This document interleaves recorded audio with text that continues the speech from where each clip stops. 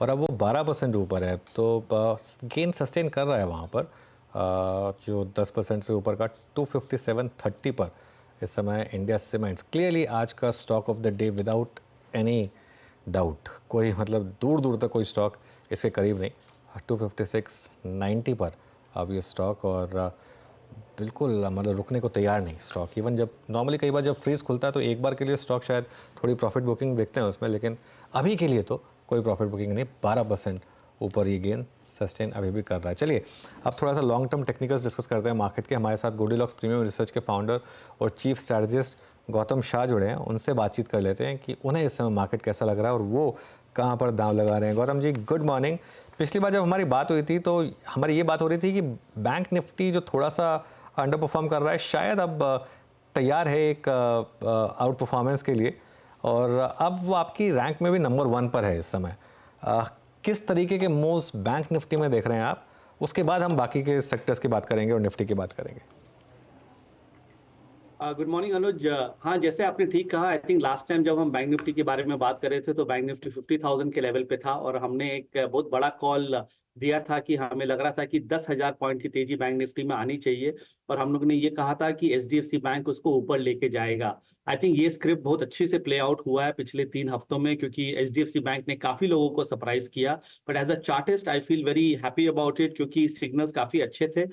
Bank Nifty में 3,000 point का तेजी ऑलरेडी ऑलमोस्ट आ चुका है और लग रहा है कि यहाँ से भी अब तेजी बना रहेगा। सो जो बैंक निफ्टी का जो 6 महीने से जो अंडर परफॉर्मेंस है वो मेरे हिसाब से खत्म हो चुका है और अब काफी नए नए बैंक्स अब बैंक निफ्टी को ऊपर ले जा रहे हैं और हमारा अभी भी medium term long term target bank Nifty का 60,000 के आसपास है। सो यहाँ से भी अगर आप एक इन्वेस्टर हो या फिर आप डिप्स में लेना चाहो तो वो करना चाहिए, क्योंकि लग रहा है कि आउट परफॉर्मेंस बना रहेगा। और अगर बैंक निफ्टी अच्छा करता है और एचडीएफसी बैंक अच्छा करता है तो देखिए वो बाजार को संभाल के रखता है। आप देखिए लास्ट 4-5 दिन में क्या हुआ, निफ्टी एक रेंज में है, निफ्टी धीरे धीरे 23,700 पे आ गया। पर उसका कारण है क्योंकि 4-5 स्टॉक अच्छे कर रहे हैं और उसके कारण निफ्टी और बैंक निफ्टी दोनों अच्छे कर रहे हैं। तो ट्रेंड काफी अच्छा है, ये सेक्टर अच्छा करेगा। फंडामेंटल टेलविंड्स भी अब धीरे धीरे आ रहे हैं, बजट के पास भी हम हैं। सो आई थिंक सारे फैक्टर्स मेरे हिसाब से अच्छे हैं और इस सेक्टर में डेफिनेटली ओवरवेट रहना चाहिए।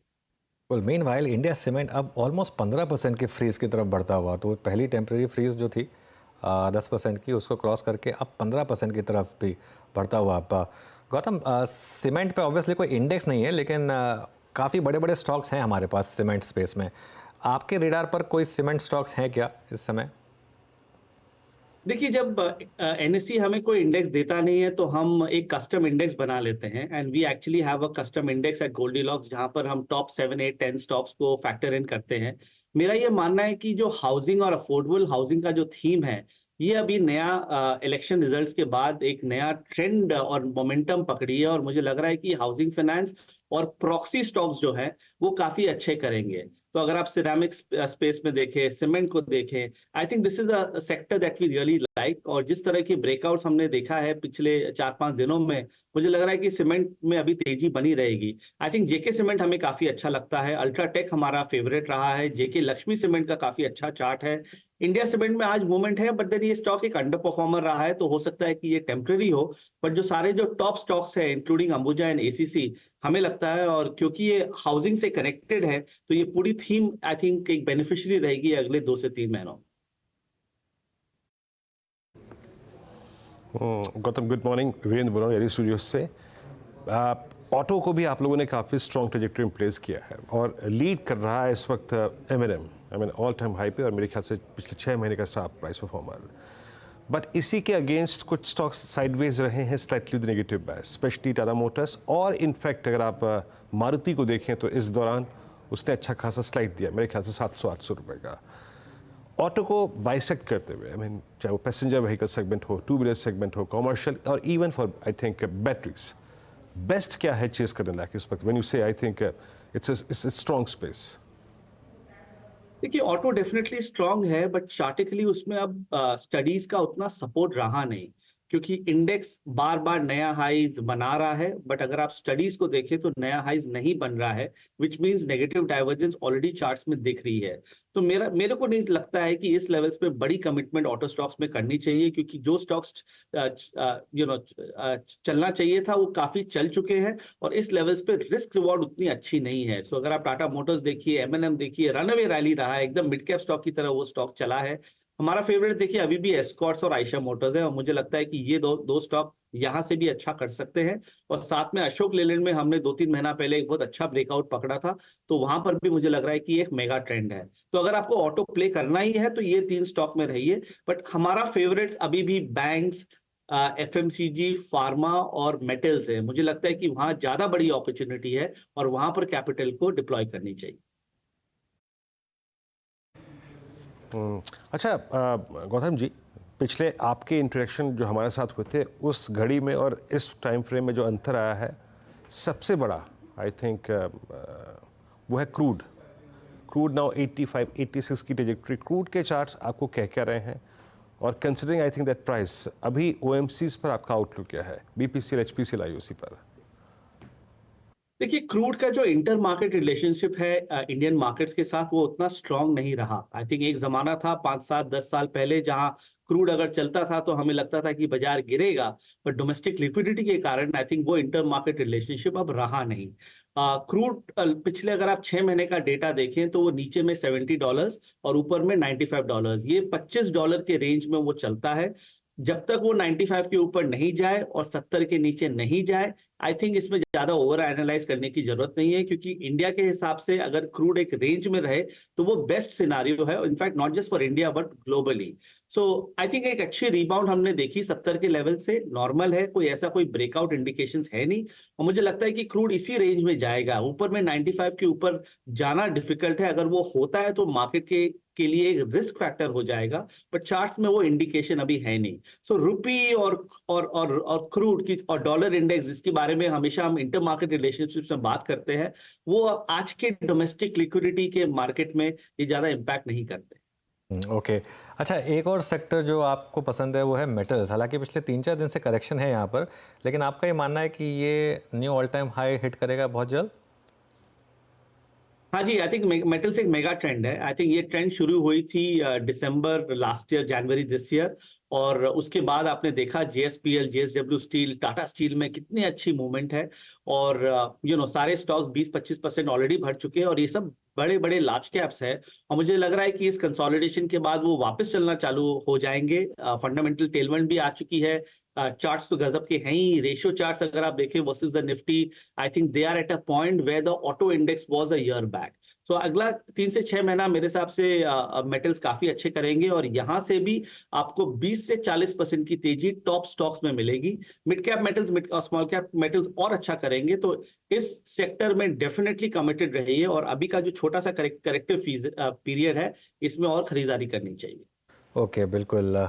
अच्छा, एक और सेक्टर जो छाया हुआ है वो है कैपिटल गुड्स। नॉर्मली हम सिर्फ एल&टी तक की बात करते थे, लेकिन of late Siemens, ABB, Cummins सब में बहुत शानदार मूव्स हैं। यहाँ पर आपकी टॉपिक्स क्या होंगी गौतम?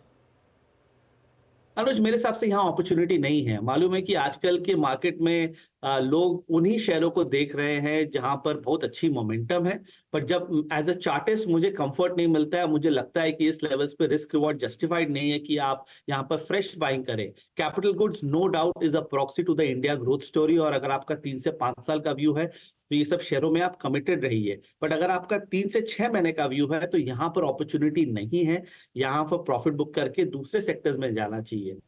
एक और सेक्टर है जो हमें काफी अच्छा लगता है, वो है ऑटो एंसिलरी। आई थिंक काफी अच्छे सेटअप्स है, बड़े बड़े ब्रेकआउट्स है, सालों के कंसोलिडेशन के बाद कितने कंपनीज के फंडामेंटल्स काफी सॉलिड है, और जिस तरह के रेशियो चार्ट्स है और and the likely entry of Tesla, I think वो मुझे लग रहा है कि एक बड़ी थीम अगले 6 महीने में हो जाएगी। तो अगर आप ऑटो स्टॉक्स में इन्वेस्टेड है तो वहां पर थोड़ा प्रॉफिट बुकिंग करके ऑटो एंसिलरी में जाइए, मिड कैप और स्मॉल कैप स्पेस में। I think that's a better opportunity. अब आप जब कहते हैं ऑटो एंसिलरी में, गौतम आपका बैटरी पे स्टॉक्स पे व्यू क्या है? Exide vertical rise I think almost दोगुने से ज़्यादा, एक्साइड को किस प्रोस्पेक्टिव से देख रहे हैं आप? देखिए कई स्टॉक्स है आज के मार्केट में जो सालों तक नहीं चले। आई थिंक एक्साइड एक ऐसा ही स्टॉक था जो 4-5 साल से अंडर परफॉर्म कर रहा था और उसकी फंडामेंटल्स तो कभी भी क्वेश्चनेबल नहीं थी। तो ये मेगा ट्रेंड है। आई थिंक ये स्टॉक्स और चलेंगे। एक्साइड काफी चल चुका है तो इसीलिए थोड़ा बहुत बीच में कंसोलिडेशन ले रहा है। बट अगर आप ओवरऑल लॉन्ग टर्म के बारे में बात करें तो आई वुडंट बी सरप्राइज कि यहाँ से भी एक्साइड में 25 से 30% की तेजी आ जाए। तो हर भाव में लेना चाहिए। आई थिंक ये सब फंडामेंटली और टेक्निकली अच्छे स्टॉक्स है। और ये पूरा जो बास्केट है ऑटो एंसिलरी का which helps in making a electric vehicle, I think is a mega theme for the next 6 to 12 months. Okay, ये है बैटरी स्टॉक्स पे आपका व्यू। अच्छा, इस बीच आप जरा गौतम जी से बात करते करते एक स्पेस जो थोड़ा सा हरकत में आ रहा है वो है एफएमसीजी बास्केट। और एक बार जरा आप देखिए निफ्टी एफएमसीजी इस वक्त डे हाई की ट्रैजेक्टरी में। गौतम जी, वो जो फर्स्ट वीक था जब रिजल्ट्स आए थे, एग्जिट पोल आए थे एंड सडनली आई थिंक बाजार एक रिस्क जोन में चला गया था, स्पेशली 4 जून को बाजार ने फटाफट, अगर आप देखिए, अपनी ट्रैजेक्टरी को, अपने बिहेवियर को बदल लिया, डिफेंसेस पे फोकस शुरू हो गया। उस वक्त ये भी कहा जा रहा था कि आई थिंक मॉनसून बेटर है, बट समहाउ आई थिंक बाजार कुछ अब एग्रेसिव स्टॉक्स पे फोकस करने लगा और मॉनसून भी फर्स्ट पार्ट में अच्छा नहीं है अब तक। ऐसे में आप लोगों ने इस वक्त एफएमसीजी पे क्या अप्रोच ली है, कैसे, किस पर्सपेक्टिव से देखना चाहिए इन स्टॉक्स को? देखिए पहला तो ये बात है कि 23,600 700 के इंडेक्स में आपको रिस्क रिवॉर्ड देखना बहुत जरूरी है। क्योंकि जब तक आपकी रिस्क मैनेजमेंट स्ट्रांग नहीं रहेगी तो 4 जून जैसे दिन बार बार आते रहेंगे और आपको डराते रहेंगे। पर मेरा ये मानना है कि 4 जून के बाद मार्केट ये समझ गया कि पॉलिसी कंटिन्यूटी रहेगी और उसके कारण मार्केट ने थोड़ा फ्यूचर को डिस्काउंट किया और इसीलिए आज हम 23,500 के लेवल्स पे हैं। और हमारा एक्चुअली यही व्यू था कि अगर सब कुछ ठीक से निकल जाएगा तो ये बाजार निकल जाएगा, क्योंकि डोमेस्टिक लिक्विडिटी इतनी स्ट्रांग है, 20,000 करोड़ हर महीने आ रहा है। तो the market is getting bought on dips, by retail, by HNIs, by mutual fund managers. और एफएमसीजी अगर आप देखें तो रिस्क रिवॉर्ड काफी अच्छी है। एचयूएल में अच्छा मूव हम लोग ने देखा। गोदरेज कंज्यूमर अच्छा कर रहा है। आईटीसी एक रेंज में है बट हमारा बुलिश व्यू इंटैक्ट है। एक बार वो स्टॉक 440 के ऊपर निकलेगा तो मुझे लग रहा है कि 60 से 100 रुपीस का मूवमेंट वहां पर भी आ जाएगा। तो हमारा broader target on the FMCG index is about 60,000। तो यहाँ से 8 से 10% की तेजी आनी चाहिए। और अगर आप दूसरे सेक्टर्स में प्रॉफिट बुकिंग कर रहे हैं, चाहे वो रेलवे हो, डिफेंस हो या कैपिटल गुड्स हो, रियल एस्टेट हो, तो आई थिंक एफएमसीजी में थोड़ा कमिटमेंट बनाना चाहिए। रिस्क रिवॉर्ड काफी अच्छी है। ओके, मीनवाइल मार्केट में एकदम से शार्प बाउंस आया लोअर लेवल से। निफ्टी वापस ग्रीन में आया और बैंक निफ्टी में भी शार्प रिकवरी आई और दोनों के दोनों इंडेक्स इस समय अब वो सपोर्ट 1 से सपोर्ट लेकर ऊपर आते हुए, ये एक बहुत इंटरेस्टिंग चीज़ है अगर ये प्रोवाइडेड ये यहाँ पर कंटिन्यू करेगी तो। अच्छा गौतम जी, एक और स्पेस जहाँ पर अच्छे मूव्स रहे हैं वो टूरिज़्म से रिलेटेड है, जैसे कि इंडिगो या फिर GMR airport. I don't know अगर आपने इनके चार्ट्स पढ़े होंगे। इंडियन होटल्स एक और स्टॉक हो गया। यहाँ पर कोई चार्ट जो आपको इन पर्टिकुलर अच्छा लग रहा हो? इन 3 स्टॉक्स में 2 हमारे फेवरेट हैं। इनफैक्ट इंडियन होटल्स तो हम 2.5 साल से इसको ट्रैक कर रहे हैं और हमारे मेगा थीम ऑफ स्टॉक्स में है। और मुझे लगता है कि अगर आपका 2 से 3 साल का व्यू है तो ये स्टॉक इस लेवल से भी डबल हो सकता है। I mean that's a long term perspective that we have.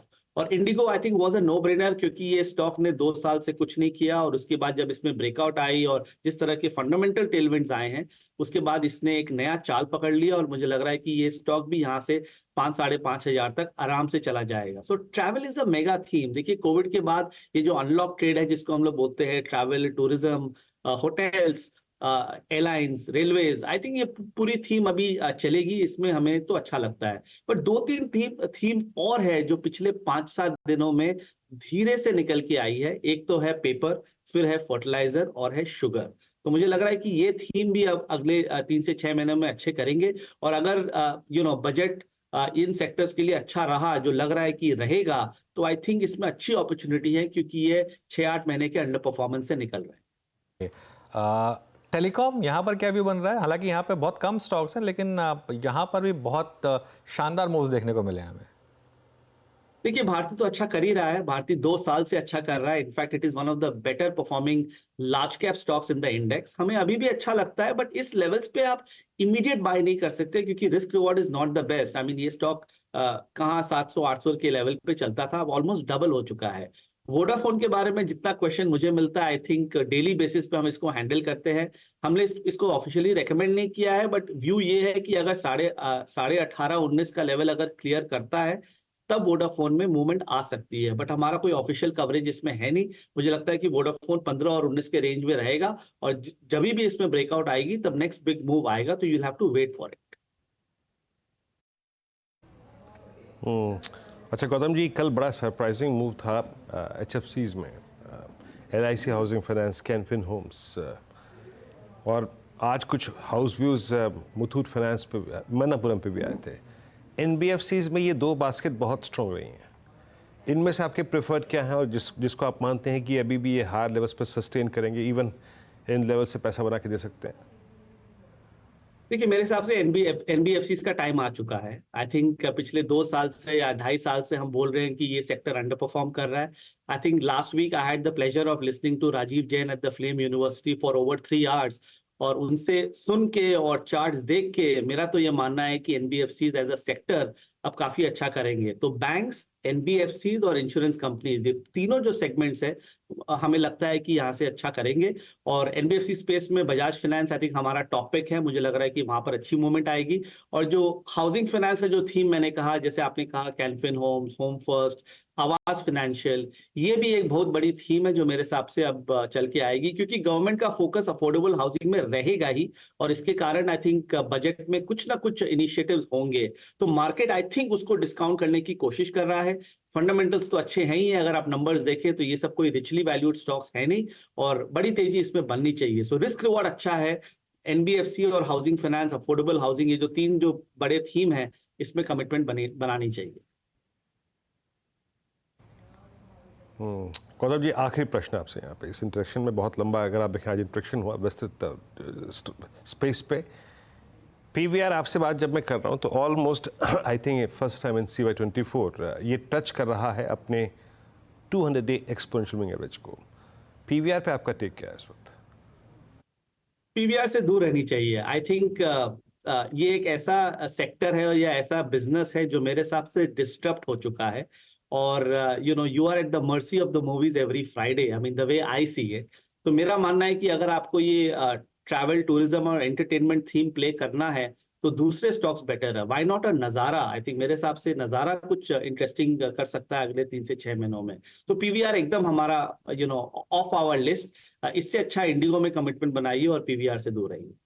Okay, चलिए गौतम जी, बहुत बहुत शुक्रिया आज हमारे साथ जुड़ने के लिए और इन सभी स्टॉक्स और सेक्टर्स पर अपना व्यू सामने रखने के लिए।